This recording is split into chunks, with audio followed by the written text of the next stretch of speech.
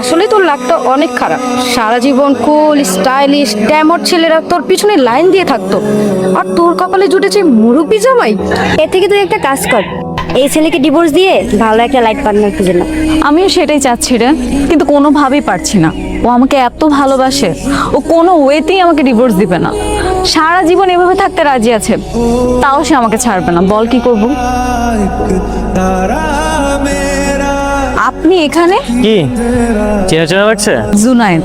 না, আমি আর জুনায়েদ যমজ ভাই। দুর্ভাগ্যবশত আমরা যমজ ভাই হয়ে গেছি। আর ও যেমন বস্তি খ্যাত, ও তো আমার মতো এমন হ্যান্ডসাম না, কুল না। শুনলাম জুনায়েদ নাকি বিয়ে করেছে। ওর বউকে দেখার আমার খুব ইচ্ছা হলো। ভেবেছিলাম ওর মতো খ্যাত বস্তি একটা মেয়েকে বিয়ে করবে। But I am shocked, you are so pretty. But তোমার মতো এত সুন্দর একটা মেয়ে জুনায়েদকে বিয়ে করেছে। কি আর করবো ভাইয়া, সবই কপাল। বাবা মা জোর করে ওনার সাথে বিয়েটা দিয়েছে। ওকে তুমি ডিভোর্স দিয়ে দাও। হ্যাঁ, আমি সেটাই চাচ্ছি, অ্যান্ড আমি খুব শীঘ্রই ওনাকে ডিভোর্সটা দিব। Very good. Hello, this is my number. Any time, any help.